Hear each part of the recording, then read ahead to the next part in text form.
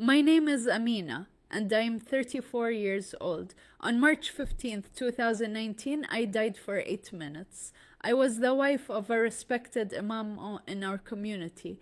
What I experienced on the other side shattered everything I believed.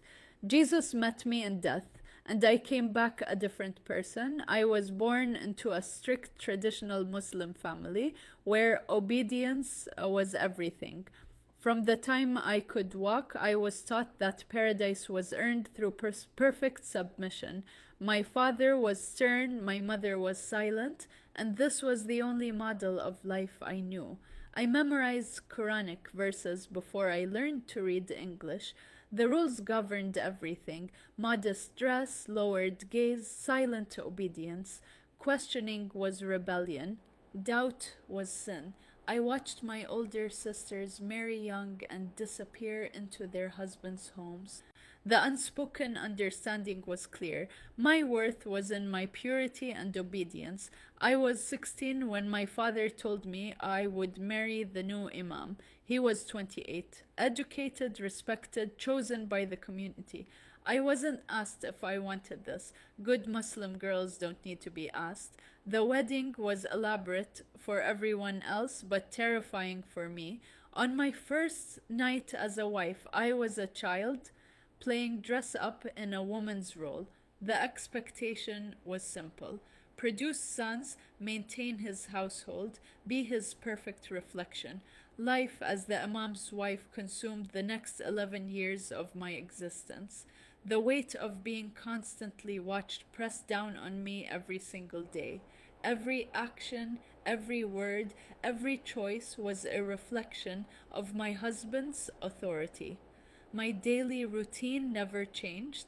Fajr prayer at dawn, prepare his breakfast, cover completely before leaving the bedroom. I never questioned, I never complained. At community events, I served food to the men, sat with the women, and modeled perfect submission. The other women looked at me as the standard.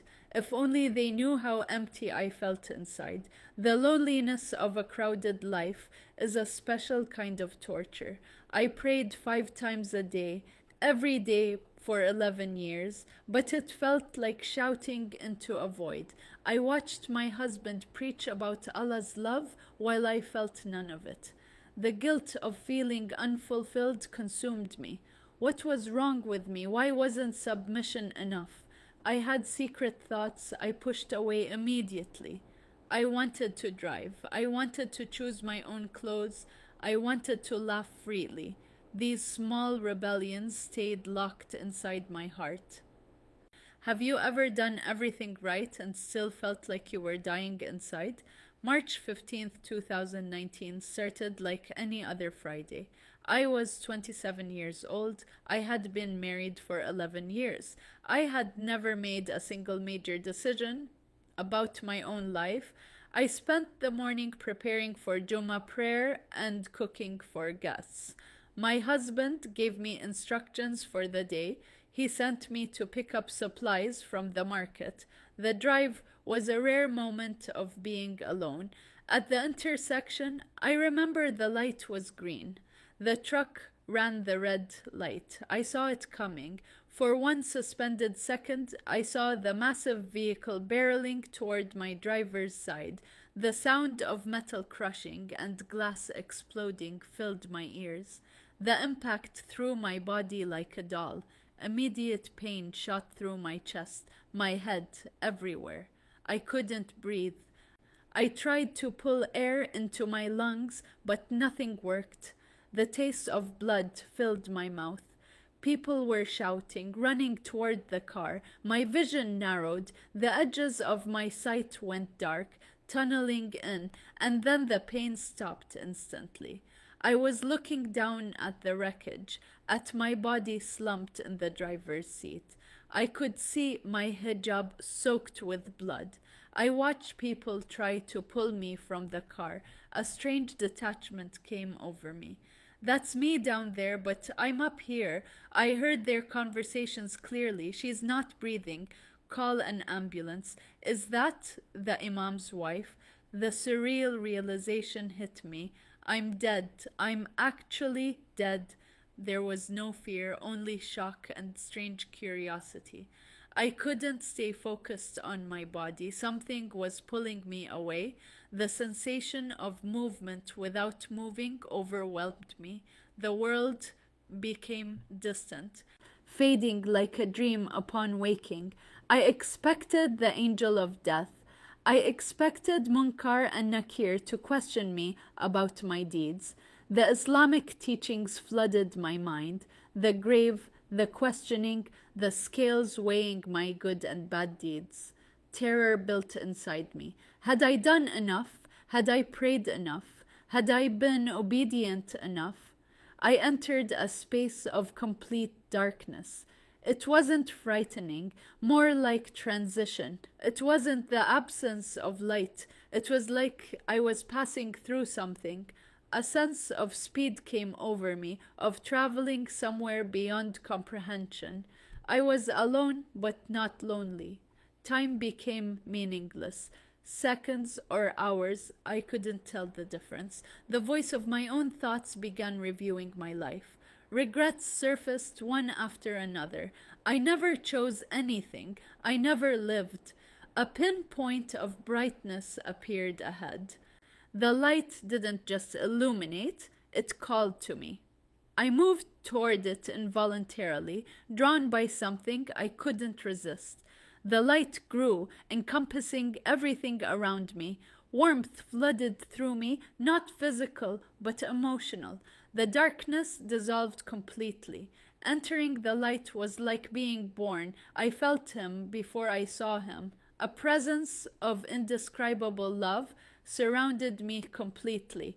Every part of my being, if I still had a being, became aware of being known. I was completely seen.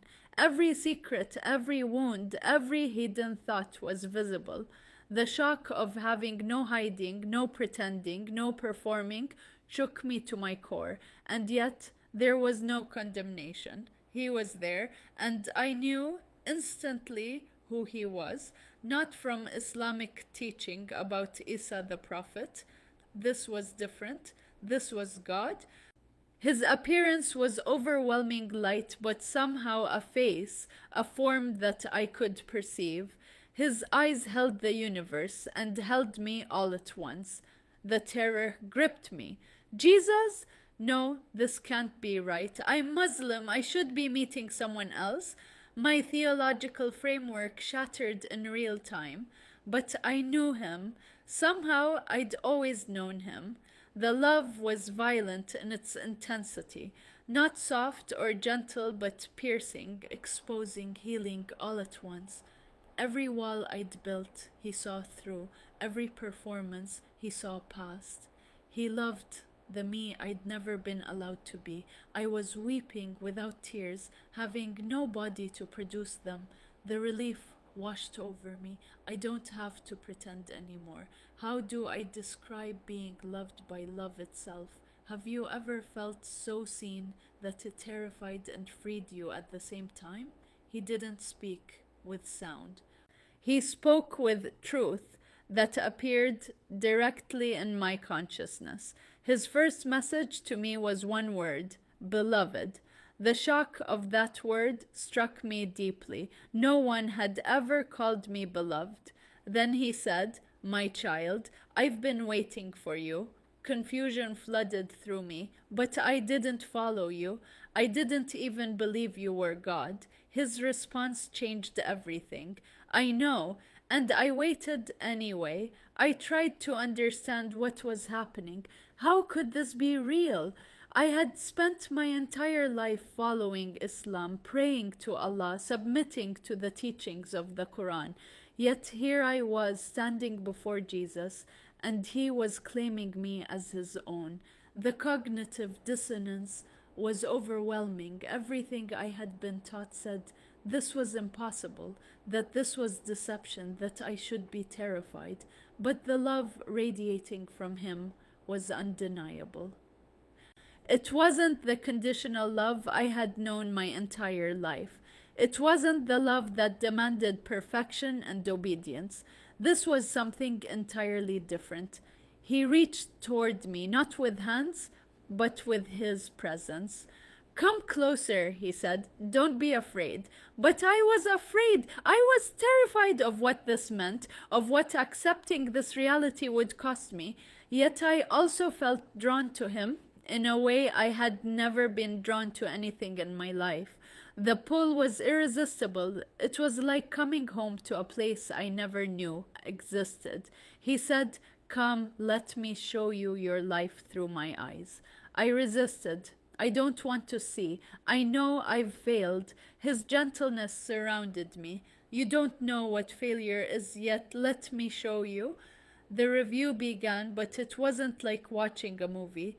It was like living it again. Every moment was accessible simultaneously, as if my entire life existed in a single eternal present. I saw myself as a small girl, maybe 4 years old. I was playing in the garden, laughing freely. "Look," he said, "this is who I created." The joy, the openness, the wonder. There was no hijab, no rules, no fear, just a child. Being a child, I had forgotten her. I had forgotten I was ever that free. Jesus' sadness washed over me. I wept when they began to cage you. Age 6 appeared before us. I was being told to cover my hair. The confusion on my child face broke my heart. "Why?" little me asked. My father's answer echoed through time. "Because men cannot control themselves, you must protect them from sin." Jesus showed me the lie embedded in those words. I made men with self-control. This was never your burden to carry. The weight that had been placed on a child's shoulders became visible. I watched how I internalized shame. My body is dangerous. I am responsible for men's thoughts. Jesus spoke with such tenderness. "I gave you a body as a gift." They taught you it was a weapon. Age 10 came next. I watched myself being struck for laughing too loudly. "I watched you learn to make yourself small," he said. The moments I dimmed my light to please others played out one after another. I saw my mother, her own brokenness, teaching me brokenness. She didn't know another way. She was caged too. Compassion flooded through me for my mother for the first time in my life. Jesus continued, "The oppressed become the oppressors when they know nothing else." Age 13 arrived. I started menstruating. The shame, the isolation, the label of impurity. I was removed from family prayers during my period. Even your biology was called dirty. Jesus showed me the beauty of how he designed women's bodies. The lies I believe became so clear. I am less than. I am other. I am tolerated, not celebrated. I watched myself learn to hate being female. Age 15 appeared. My father announced I would marry soon. I felt my fear, my silence. The moment I wanted to say no, but couldn't formed in front of me. I heard the "no, you couldn't speak," Jesus said. "Do you remember what you prayed that night?" The memory returned. I was lying in bed, age 15, praying desperately.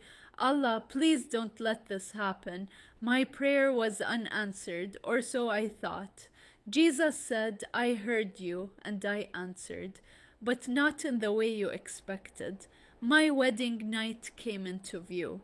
He shielded me from seeing the intimate details, but showed me my heart.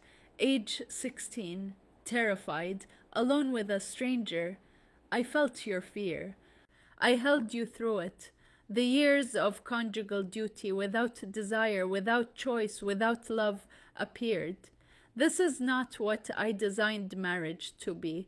I saw my husband clearly, not as evil, but as blind. He didn't know he was harming you. He thought he was being righteous. Complex emotions flooded me. I felt anger and pity simultaneously. Ages 16 through 27 unfolded. I watched myself perform. the perfect wife, the perfect Muslim, every prayer you prayed to be seen by others, the community events where I smiled while dying inside played out. I saw you. I saw the real you hiding behind the performance. The moments alone in the bathroom, crying silently, appeared. The nights lying awake, wondering if this was all life offered, stretched before me. Jesus said with such compassion, "You were in prison, and you didn't even know the door was never locked." This is difficult for me to share even now. Jesus showed me the dynamics of my marriage with perfect clarity. It wasn't a partnership, it was a hierarchy. He owned you, and ownership is not love. The subtle controls I had normalized became visible.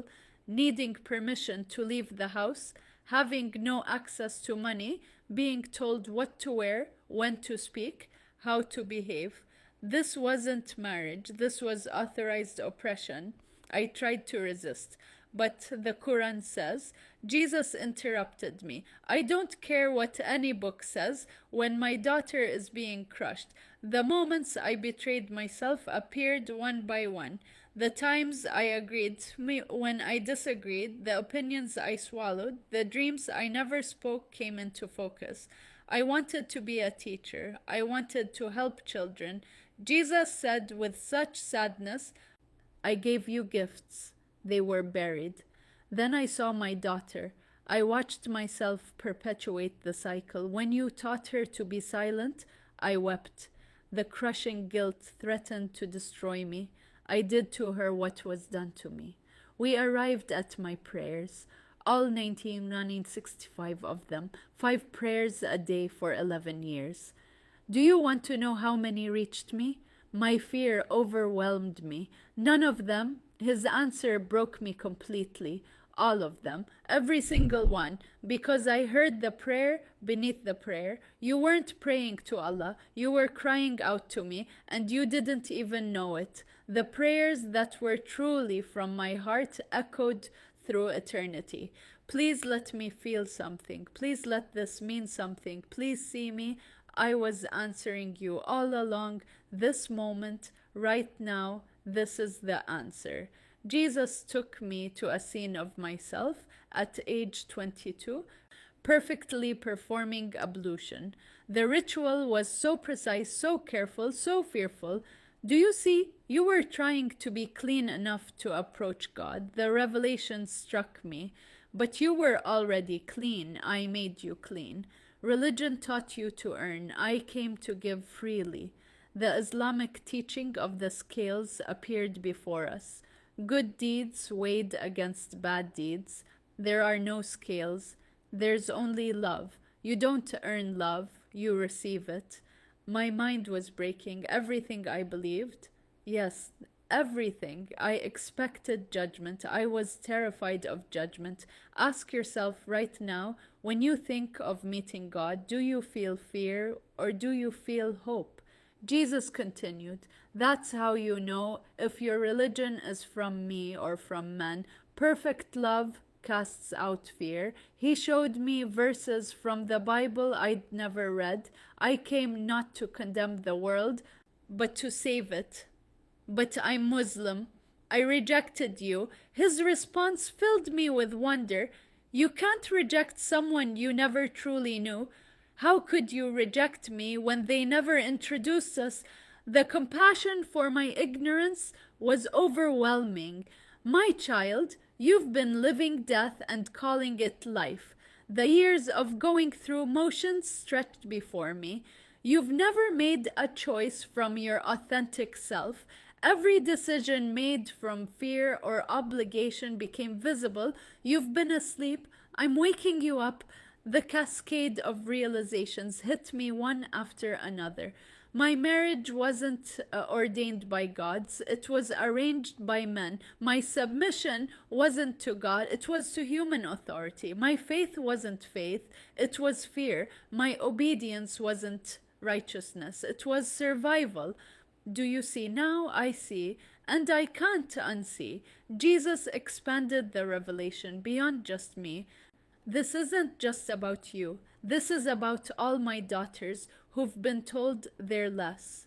He showed me women across the world, caged by different religions, different cultures, but the same spirit of control. Wherever women are oppressed in my name, that's not me. Wherever fear is used to control in my name, that's not me. Wherever love is conditional in my name, that's not me. The truth became crystal clear. I came to set captives free, all captives.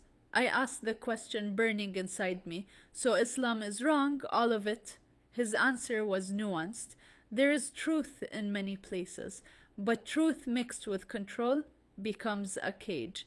Muhammad sought me, but those who came after built walls instead of bridges. I don't condemn seekers. I condemn those who use my name to dominate. You were a sincere seeker. That's why I can reveal myself to you now. He looked at me with such intensity. Amina, do you want to truly live? My honest answer came out. I don't even know what that means. I want to show you, but it will cost you everything. What will it cost? His answer was devastating. Your old life, your comfort, your community, your security, your marriage, everything you've known. And what will I gain? Me, yourself, freedom, truth, life, real life. I have to send you back, but I'm giving you a choice. You can go back and forget this. You'll return to your old life, and it will be as if this never happened. The temptation pulled at me. It would be easier, or you can go back and remember. You'll know the truth, and the truth will set you free, but freedom is painful. If you remember, you can never go back to sleep. You'll have to choose me over everything they taught you. The weight of the decision pressed down on me. What would you choose? Comfortable slavery or costly freedom? I choose to remember, even if it costs everything, even then, because now I know what I was living before wasn't life at all. Jesus' joy surrounded me like waves. I've been waiting for you to choose yourself. Not just choosing me, choosing the you I created you to be. Go back, be free, help others find freedom. They won't understand, I know, but you'll understand, and that will be enough. And then he touched my forehead. The sensation of being pulled backward overtook me. No, I don't want to go back. His final words echoed, I'll be with you, always. Even when you can't feel me, I'm there. The light faded. Darkness again, but different now, purposeful. The shock of having a body again was unbearable. Pain, excruciating pain, rushed back. It was like being hit by the truck all over again. I gasped for air. My lungs screamed as they filled. Voices surrounded me. She's breathing. We've got a pulse. She's back. The weight of flesh after being weightless spirit felt like imprisonment. I wanted to speak, to tell them what I saw, but I was unable. The frustration consumed me. I have to tell you what I saw. I woke in the ICU surrounded by tubes, machines beeping. My husband sat at my bedside, his relief visible, his prayers to Allah filling the room. All I could think was, it wasn't Allah, it was Jesus. Doctors explained my injuries: broken ribs, punctured lung, severe concussion, internal bleeding. You're lucky to be alive. 8 minutes without oxygen, you shouldn't have brain function. The medical miracle they couldn't explain.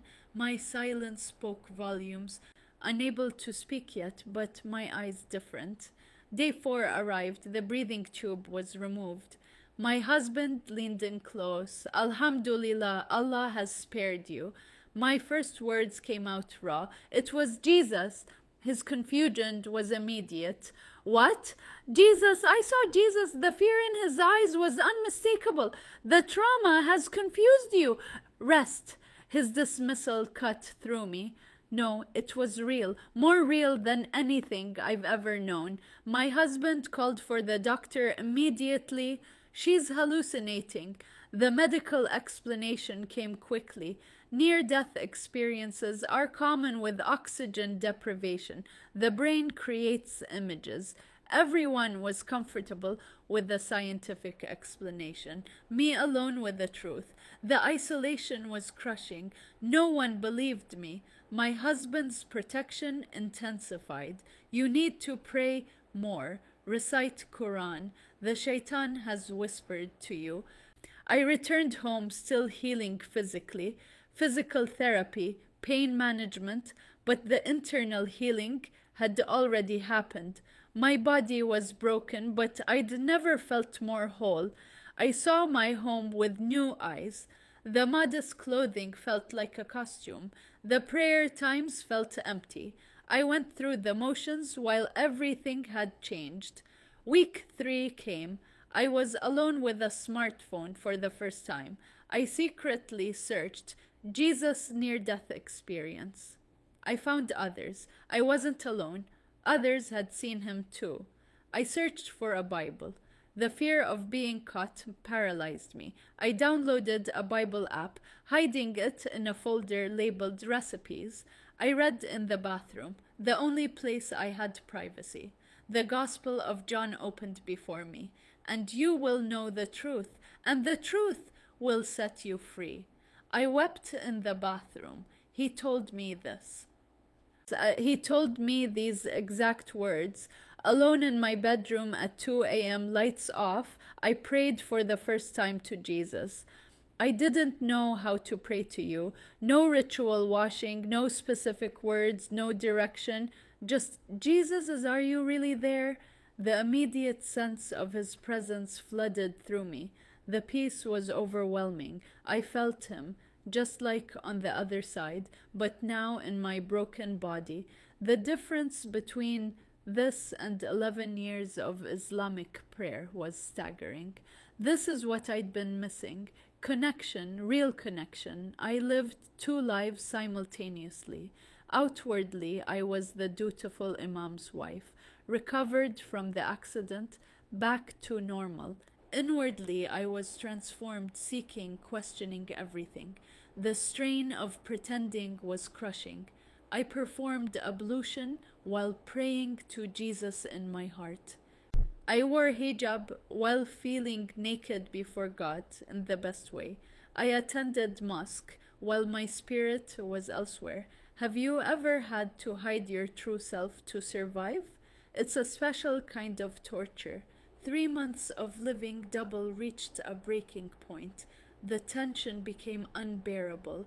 My husband noticed, you're different, you're distant. His attempts to fix me intensified. More prayer, more Quran, more community involvement. Each attempt pushed me further away. The moment of decision was approaching. I found a church website with online Bible studies. I watched sermons in secret. Each teaching confirmed what Jesus showed me. The concept of grace struck me deeply. I couldn't earn it. It was already given. The role of women in Jesus' ministry amazed me. He valued women. He taught women. He appeared first to women after his resurrection. The truth was setting me free, piece by piece. I realized I can't go back, even if I wanted to. I can't. Month 4 arrived. I reached out to a church through email, using a fake name initially. The fear gripped me. What if they reject me? What if they don't believe me? The response brought warmth, acceptance, no pressure. My first Zoom call with a pastor's wife changed everything. She cried as I shared my story. She believed me. She didn't question. She just believed. The relief of being heard was overwhelming. Small rebellions became bigger. I took off hijab when alone in the house. I listened to Christian music with earbuds. The joy I felt was indescribable. I was coming alive. My husband's concern increased. Arguments about my spiritual state erupted regularly. He consulted other imams. She needs to see a religious counselor. The pressure to conform intensified as I pulled away. Month 6 brought the confrontation. He found the Bible app going through my phone. What is this? The look of betrayal on his face was devastating. You've been reading their book? I couldn't hide anymore. Yes, and it's not their book, it's God's word. The explosion came. You are my wife. You will not disrespect Islam in my house. My response, surprisingly calm, came out. I'm not disrespecting Islam. I'm following Jesus. His ultimatum was clear. You will stop this or you will leave. My answer shocked us both. Then I'll leave. The shock on his face was visible. You would choose this blasphemy, over your marriage? I'm choosing truth over comfort. I'm choosing freedom over security. That night, I packed a single bag, no money, nowhere to go. The church I'd been secretly talking to responded immediately. Come, we'll help. I walked out the door. My husband's final words echoed. You'll regret this. You'll come back. My response was firm. I died and came back once already. I'm not afraid of death anymore, and I'm not afraid of life either. Driving away from 11 years of marriage, the terror and exhilaration mixed together. My family's reaction was devastating. Shame, anger, disowning. My mother's tears haunted me. How could you do this to us? My father's rage was absolute. You are dead to us. Siblings were instructed not to contact me. Community response brought shunning, rumors, accusations. The Imam's wife became the Imam's apostate ex-wife. Death threats appeared on social media. I had to move cities for safety. The church family who took me in showed me a different kind of love. Believers who didn't understand my story but loved me anyway. Being baptized felt like completion, going under the water, coming up new like my death and resurrection. I found sisters who'd never worn hijab but understood captivity in other forms. I learned that oppression has many faces. Being part of a community where I could ask questions, where doubt was allowed, where women could speak, lead, teach, changed everything. I had to rebuild my identity from nothing, learning who I was outside of being someone's daughter. Someone's wife consumed me. First time making my own decisions brought a strange question. What do I even like? I discovered preferences I'd never been allowed to have. Wearing colors after 11 years of black felt revolutionary. I felt naked and free simultaneously. Learning to drive without fear, going to the grocery store alone, these simple freedoms felt enormous. So I'm asking you, just as a sister would, when was the last time you did something just because you wanted to? I won't pretend it was easy. The loneliness of leaving everything known was crushing. I missed my mother despite everything. Financial struggles plagued me. I'd never worked. I had no skills. Learning to be independent at 28 was humbling. The trauma responses came: hypervigilance, nightmares, panic attacks. Therapy helped me unpack 11 years of spiritual abuse. The complicated grief was real. I didn't just lose people, I lost an entire worldview. But unexpected blessings appeared. Peace in poverty was greater than anxiety in provision. Joy in small freedoms multiplied. Genuine relationships based on truth formed. Being known and loved as myself healed me. Using my testimony to help others gave me purpose. Meeting other ex-Muslim Christians showed me I wasn't alone.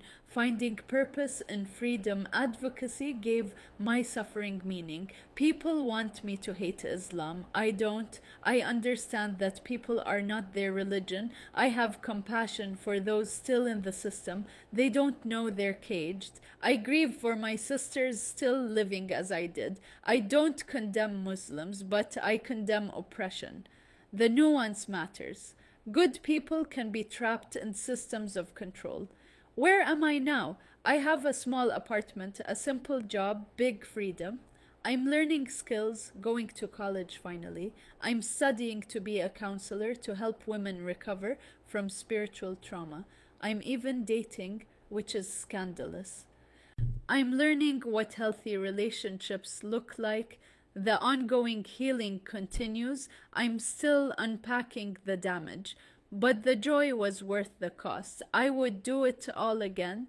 He's still with me, just like he promised. The difference between religion and relationship plays out daily.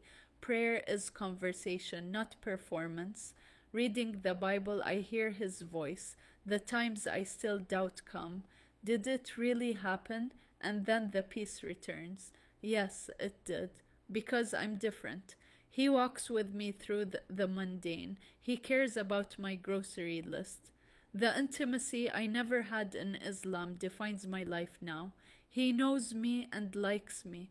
This isn't about Islam versus Christianity for me. It's about captivity versus freedom. It's about fear versus love. It's about performance versus authenticity. Jesus came for the caged. Whether your cage is religion, by culture, abuse, addiction, or something else, he's calling you to freedom too. Look inside your own heart right now. Are you free or are you performing? On March 15th, 2019, I died 8 minutes without breath, without heartbeat, without life. But the truth is, I'd been dead for much longer than that. I'd been dead for 27 years, breathing but not alive, existing but not living. Jesus didn't just bring me back to life in that hospital. He brought me to life for the first time ever. I was the perfect Muslim wife. Now I'm an imperfect Christian woman. By my old standards, I'm a failure. But I'm alive. Really, truly alive.